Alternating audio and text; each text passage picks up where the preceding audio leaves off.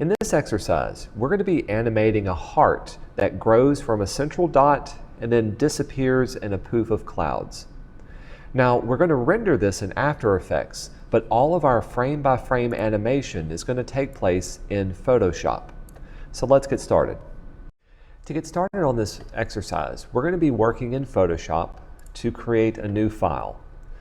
Now, the size of our file is going to be 1920 by 1080 pixels. Do make sure pixels is the unit of measure.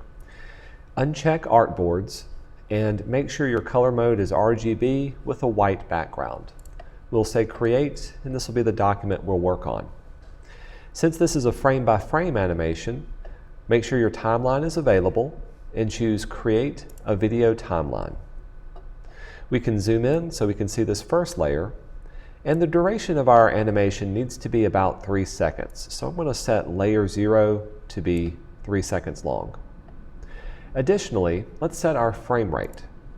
Go over to the timeline options, choose set timeline frame rate, and let's set our frame rate to be 12 frames per second. We'll say OK. Again, you may need to zoom in so you can see the timeline a little bit better. Finally, let's set up a video group. So clicking on the little film strip, choose New Video Group. Over in your Layers panel, let's add a new layer. And let's set the timeline for that new layer to be 1 frame long. So drag it all the way to the very end. Again, you may need to zoom in so you can see the individual frames you're working on. With layer 1 selected in your Layers panel, do Command C to copy it and Command V to paste it. Now we want to paste 36 copies all along our timeline to fill up the entire animation. And there we have it set to there.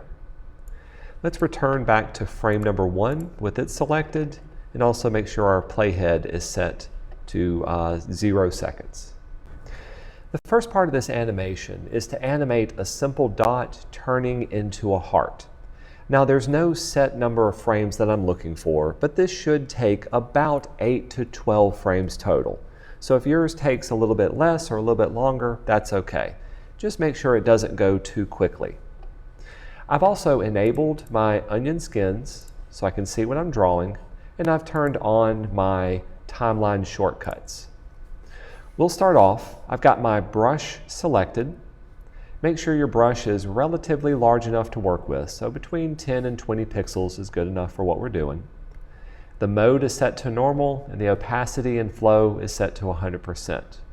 I've chosen red for my drawing color, but you can change yours up if you want. So the first frame is going to be a simple little dot that we'll start off with. Moving forward to the next frame, it's going to start to grow and get a little bit larger. Then moving to the next frame, it's going to grow and get even larger still. Now, to help you fill this in, you can also use your fill bucket tool. The paint bucket is located underneath the gradient tool. I've set my tolerance to around 10 to 15. We'll say 10 for here. And you can click in the center to fill it in. Swapping back over to my paintbrush, let's go to the next frame. As it starts to get bigger, now it's going to start to turn a little bit more into a heart shape.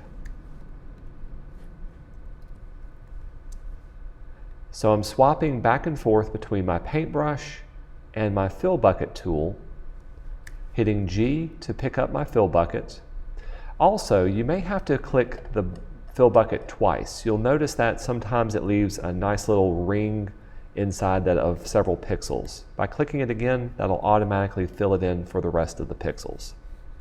So repeat this process moving forward 1 frame at a time, selecting either your brush or your fill bucket until the shape of the heart starts to get nice and big around frame 12.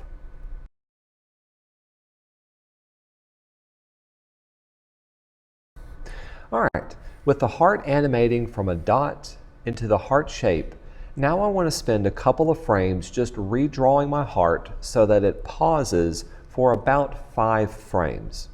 So again, I'm going to move forward and simply redraw and repaint in my heart in exactly the same spot.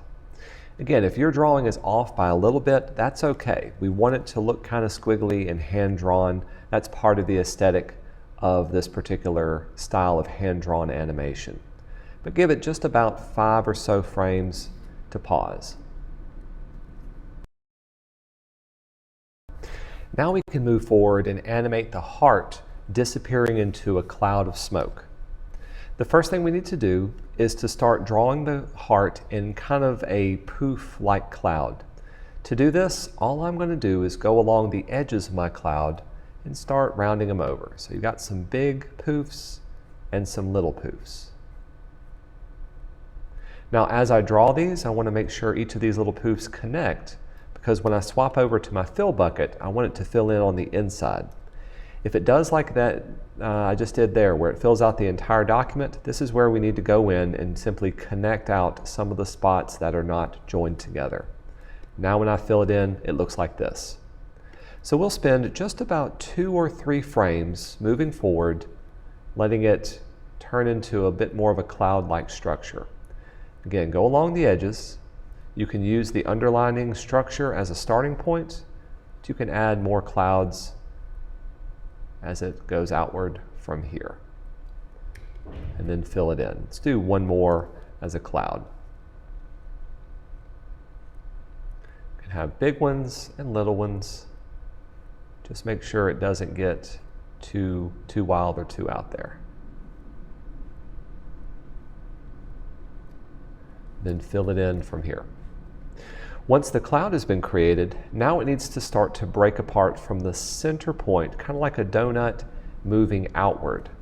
So for this next frame, I'm going to start off by drawing a simple little, it almost looks like a popcorn shape, something like that in the middle. So this will be the middle of our cloud, and then again we can draw off the clouds at the top.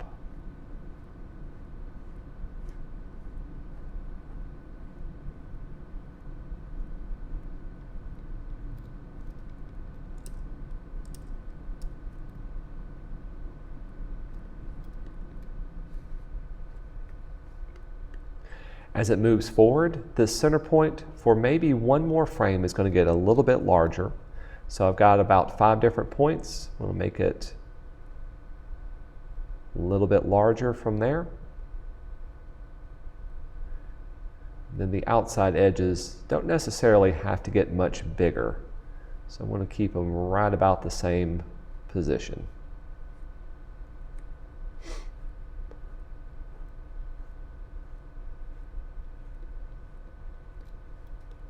And fill it in.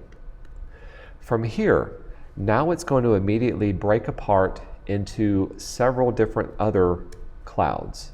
To do this, I'm going to use my middle point kind of as a starting guide. So in this case, if it was to break apart, there's one, and I'll connect it up to here,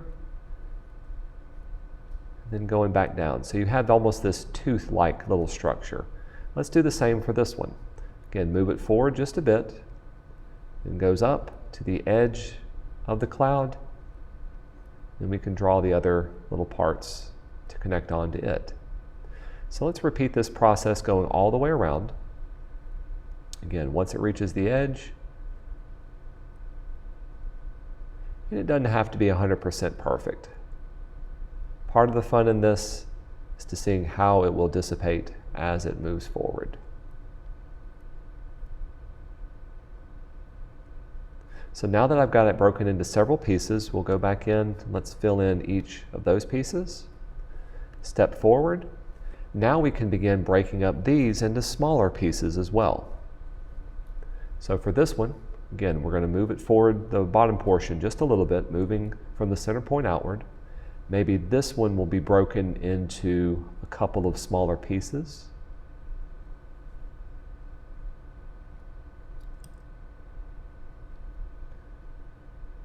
Like so. And this one can be broken into a couple of small pieces. So maybe this one will be one piece, and here's another right there. So repeat this process going through and breaking your clouds up as they move forward. For the remainder of the frames, you're going to see me break these into smaller pieces and getting thinner and thinner from the center outward until finally it'll reach nothing at all.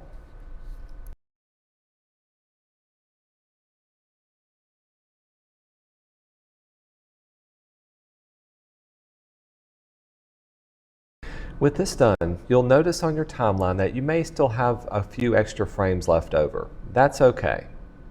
Once we're finished, we can turn off onion skinning and we can test our animation to see what it looks like. That looks great. Here's the final thing we want to do. This time, we want to render our animation in Adobe After Effects. And we're going to save all of our individual frames as individual pictures. To do this, let's go up to File, down to Export, and Render Video. This time, we're going to call this Heart Poof. I'm going to select the folder, in this case the desktop. I'm going to make a new folder. This is going to be my Poof Frames folder. Instead of enabling the media encoder, we're going to do a Photoshop image sequence. This is going to allow us to save every single frame as a JPEG, and we're going to give it a name that has a digit that's after it. In our case, we only need about 3 digits. We'll keep it the same document size, but we will change the frame rate to be 24 frames per second. So this is going to be different from the 12 frames that we've rendered on. From here, we'll say Render, and we'll say OK to the JPEG options. This may take just a moment, but this is going to go through and save each individual frame. Once finished, I should now have a folder on my desktop that has upwards of 70 to 80 frames, depending on how many you drew. The reason why there's so many more frames is because we're going from 12 frames per second to 24 frames. So it's going to double the number of frames that you drew for each individual drawing. Next, let's launch Adobe After Effects and create a new document from here. Once After Effects is launched, we can create a new composition. The size of our composition needs to be 1920 by 1080 pixels with a frame rate of 24 frames per second. The duration of it needs to be 3 seconds. We'll say OK to this. Now, once our composition is created, we need to bring in all of those frames as individual footage. To do this, let's go up to File, Import, File. Let's locate those Poof frames in the folder and select the very first frame. So in this case, it should be frame 000. The magic happens when you choose to import it as a JPEG sequence. This is going to look at all of the JPEGs that we have in here and create it as one document. With this done, we can say Open, give it a second to think about it. Now we have the Heart Poof JPEG as a footage sequence. This footage sequence you can drag down to your timeline, and when you click play, you can see how it plays in your 24 frames per second After Effects file. From here, this is where we want to render our video. So just like we've done before, go to File, down to Export, and let's add this to the render queue. Make sure your render settings are set to the best settings with an output mode of H.264, and we're going to output this to, in my case, the desktop, so I can easily find it. When you click Render, this will create your movie file and upload that movie file to the class page.